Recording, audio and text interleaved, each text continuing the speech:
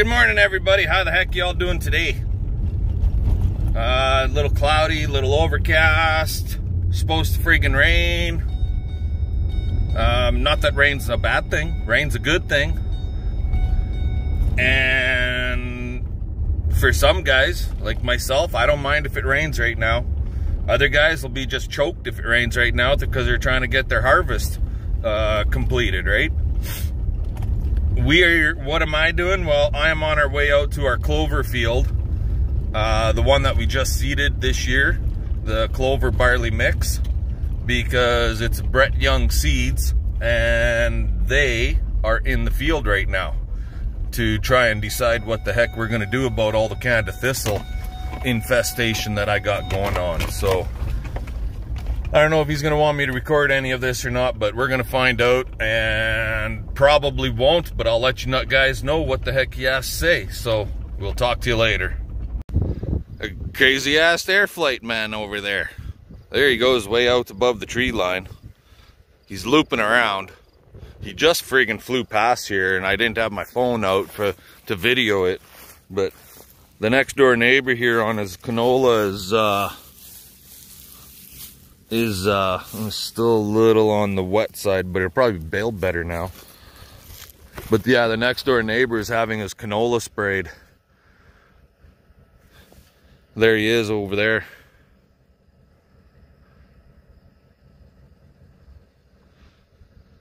You can just see him.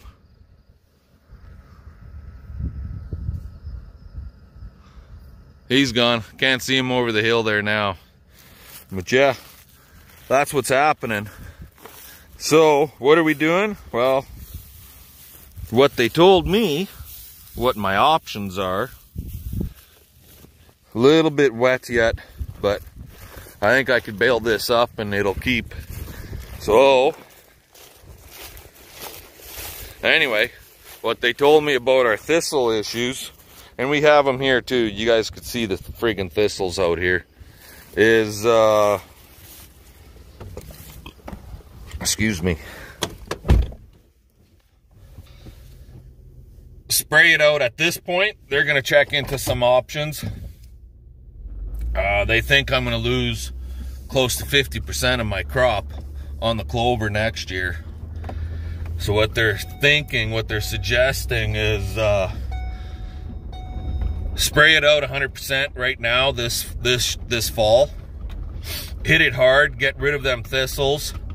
Won't get rid of them 100%, but get rid of lots of them.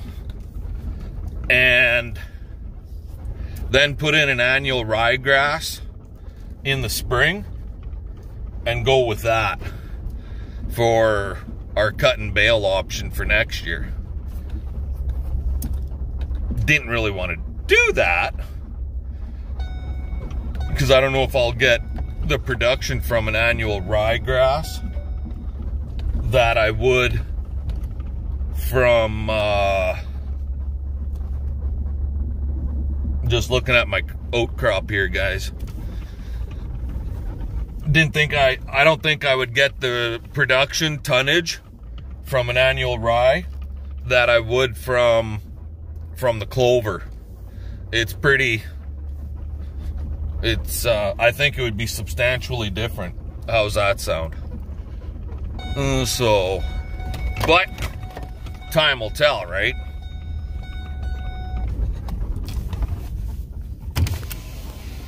And yeah, because of the pending weather, rain for the next few days yet, that's why this stuff is still standing and it's not swathed. I don't want to knock it down and have that swath laying on the ground to knock the crap out of it. So she's fucking ripe. In general, she's really fucking ripe. But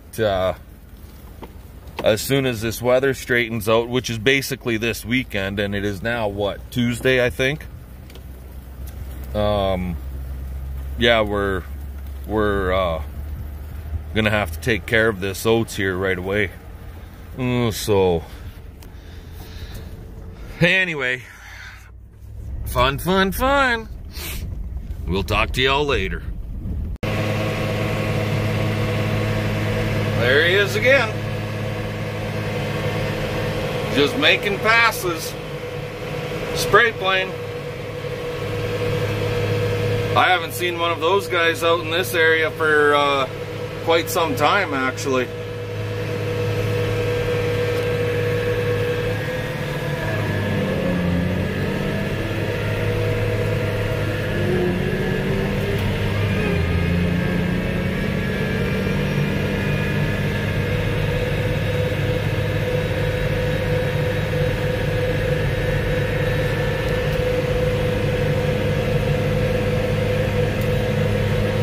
As long as he doesn't hit a tree, crash and burn. We're gonna see him here right away. There he is, coming right at us. And there he goes. That'd actually be kind of a fun job to have, no? Drive a friggin' plane, spraying crops. Anyway, guys, we're heading out to the straw field, that little bit that was left to be baled, and we'll see what the hell this baler is going to do. I'll bring you back when we get there. Okay, well, we're out here. I just made that bale right there. And we're working on bale number 2 right now.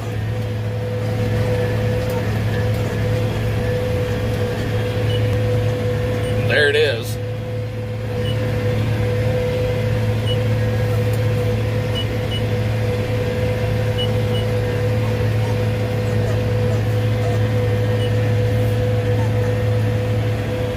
What happens is when you're starting the bale, if it doesn't take it in and get that core going, and I think I've said this before, the straw will get behind the belts a little bit.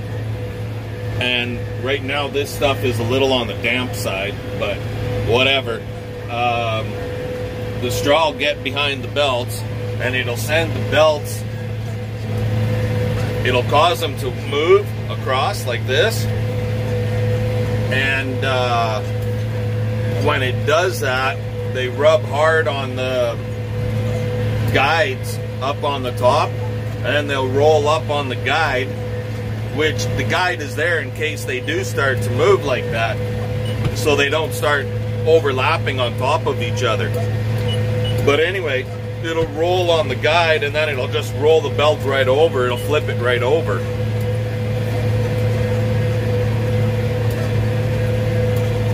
And we're at 60 inches, so we gotta get another 6 inches of product. There's 62. So now another 4 inches of product in this bale before it's full.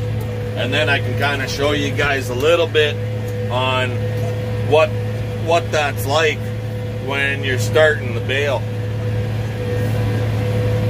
Anyway, I'll bring you back when I go to start the last bale here.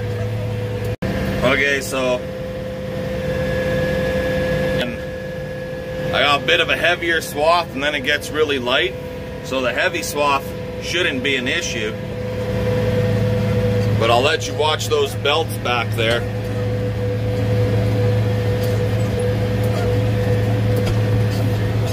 See how they're moving on me? See that? That's something you really got to watch when you're baling. And once the core starts, you're good to go. You can just put the hammer down then, right? But if you've got a light swath and you're having trouble starting that core, you'll flip belts and just basically fuck things up. How's that sound?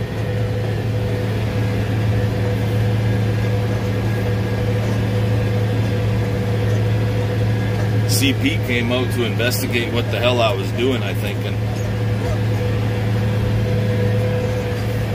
But we're gonna hammer down here and get this done, and we'll talk to y'all later. Alrighty guys, so now we're gonna haul some bales. I would really like to be out there cutting that stuff down, but there's no point in it getting rained on. Even, you know, for how light it is, an inch and a half of rain, if we get that much, probably wouldn't even really hurt it, especially being that it's mostly quack grass and overripe clover. But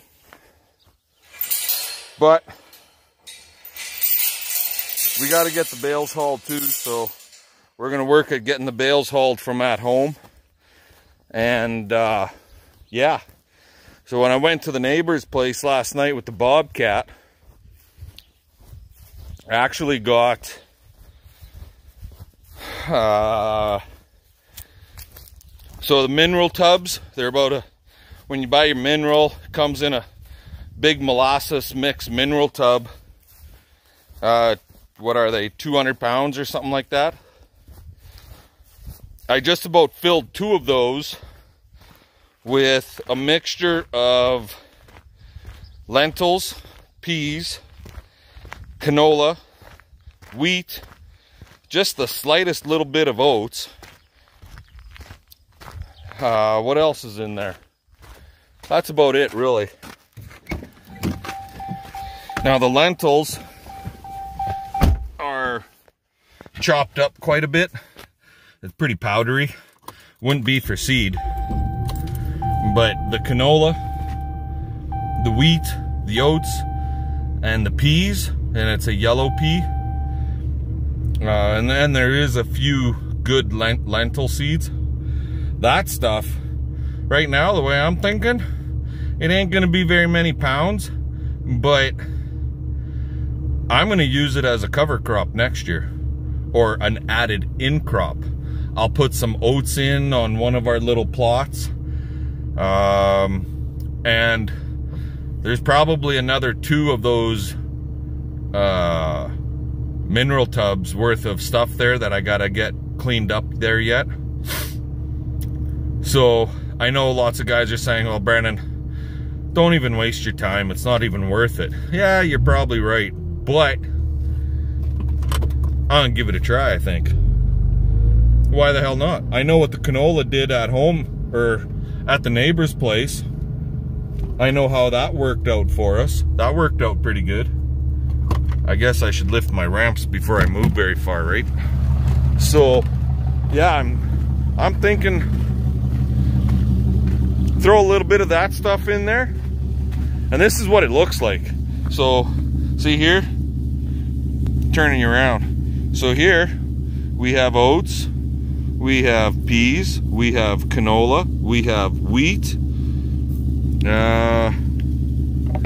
Over here, we have some lentil right there. This is stuff that seeped. We got some broken peas, cracked peas that probably won't germinate, but it's mostly peas that's in that mixture of stuff.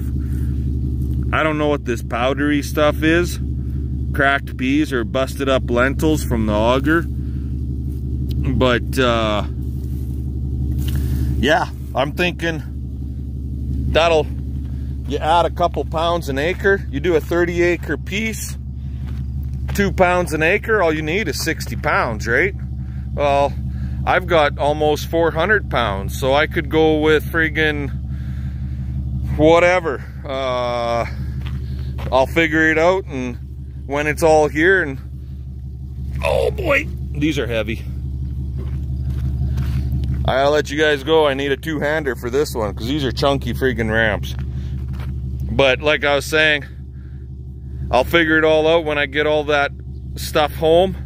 And yeah, I'll just throw it in with the oats, and it could be act like a friggin' cover crop, and so to speak. Anyway, we'll talk to you guys later. Alrighty guys, well, sorry it's bouncy. We got all of our green feed oat bales at home hauled. We got our straw bales that we made at home on that barley hauled, and now we're grabbing the pea straw. No, I can't remember. I think it was 15 bales, and they're scattered to like 15 bales on 62 acres. These pea straw bales are scattered all over the place. But CP and I were trying to do some figuring here, and so we've hauled the bales off of all of the land closest to home at this point.